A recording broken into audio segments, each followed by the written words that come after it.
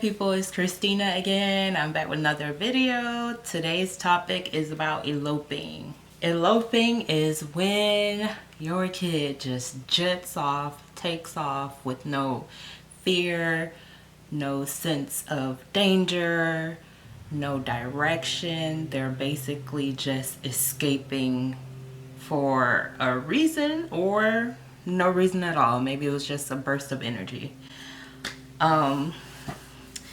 Eloping is scary because your kid can elope out into a street. They can elope in a parking lot full of cars. They can get hit by a car.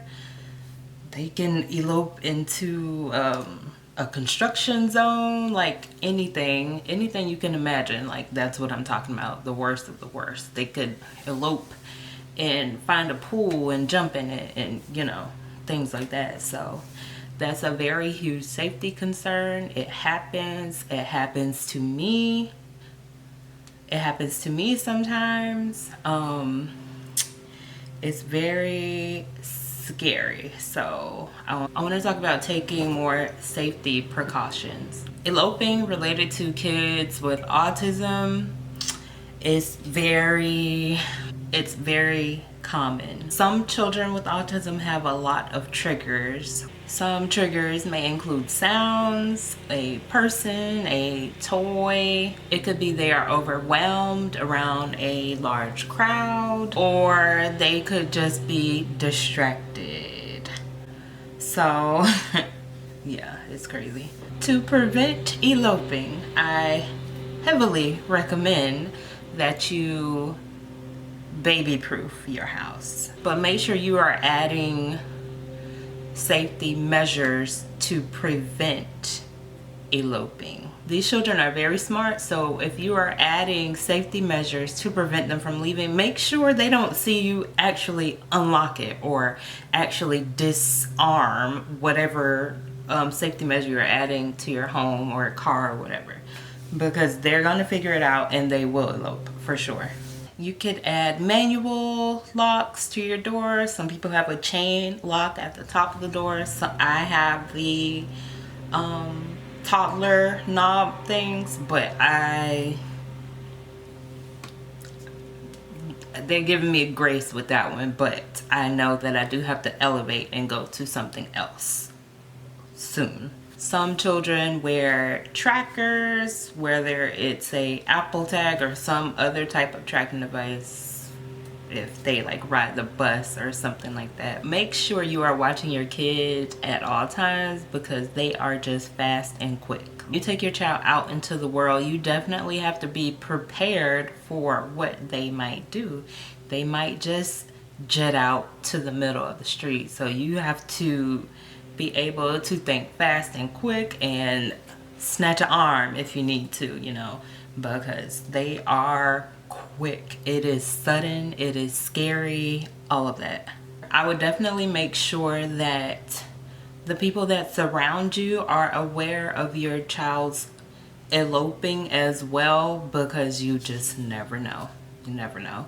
But I'm pretty sure if you alert someone ahead of time, that's gonna decrease the amount of negative things that can happen if everyone's, as a community, is watching. I will also try to observe your child and try to figure out what triggers them and when are they eloping, where are they eloping to. Just try to really do some research on that, because it could be a noise and they just jet off. It could be a consistent noise that you might not even hear, that will make them just jet out. I will also add safety measures as far as some kids have medical bracelets that say they have autism.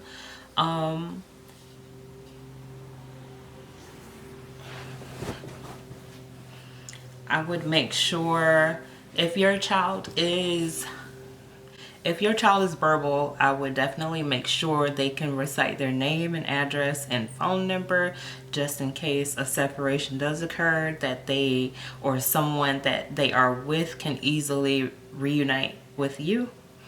I also, if your child is nonverbal, maybe getting a medical bracelet with their name, address, phone number on it. If they use a PEC system, maybe incorporate that information onto one of the PEC cards. If they use an AAC device, there is a section, an About Me section on there. You can also label it with your name, phone number, address, all of that on there. So just kind of, you know, make sure all corners are met, really. Some parents I've seen, they will use some type of harness device because their kid are serial elopers. I will put a picture of what I'm talking about somewhere over here.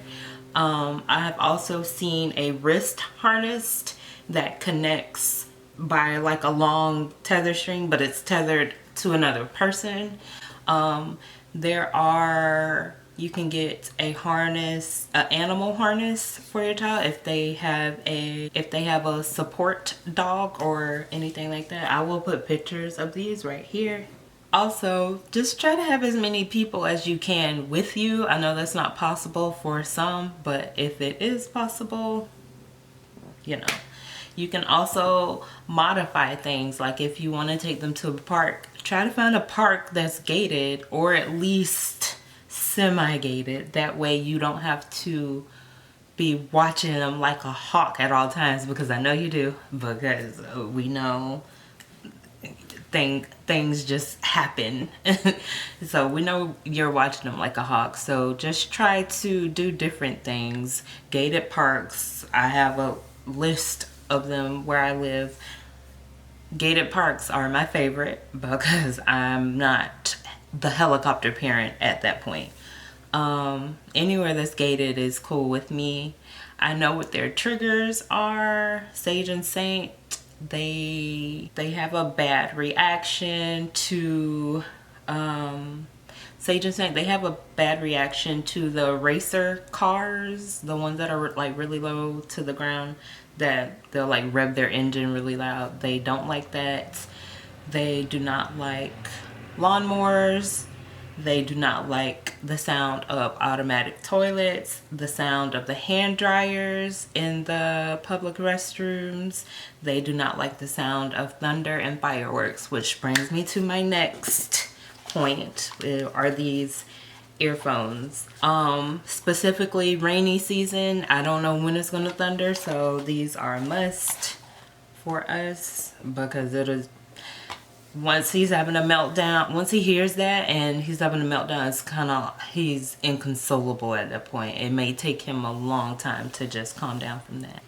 My last tip is this is for parking lots specifically, because we know meltdowns can happen inside. We know meltdowns can happen while you're in somewhere, or they can happen on the way to the car, or they can happen in the car and you're trying to go in somewhere. So this is a saving grace. Go ahead and get you a handicap sticker. This is ours. It expires 2026. All I had to do was call their pediatrician. I let them know like it's a safety issue, and I had to get a form from the DMV signed by the doctor. They notarized it, and I just took it to the driver services office and they just issued it. It's as simple as that, because autism is considered a disability, and with eloping and all that, these kids can very easily get hit by a car because they do not sense danger. Now, if you need one of these and you let your doctor know that there's a safety concern and your doctor says no, I need you to listen with your listening ears. go find you a new doctor, because that is not the doctor for you. If you raise a safety concern and they do not support that, that's not the doctor for you. So go ahead and find another one, and find one that aligns with what you need, and find one that aligns with what you need and supports you. Simple as that. If your kid is a serial eloper, I would definitely, some children, they do, if they are a serial eloper, I've seen they do spend more time in a wagon. So that's another way you can kind of keep them at bay. If you feel there is a greater concern, or your child is a serial eloper, and I mean serial like they do it all the time, I would definitely bring that concern to your pediatrician and you guys can talk more about that. That concludes my video for today. I hope you found this useful, and I hope you could adopt something I said in the video. If not, pass it along. Maybe it'll help somebody else. Thank you for watching.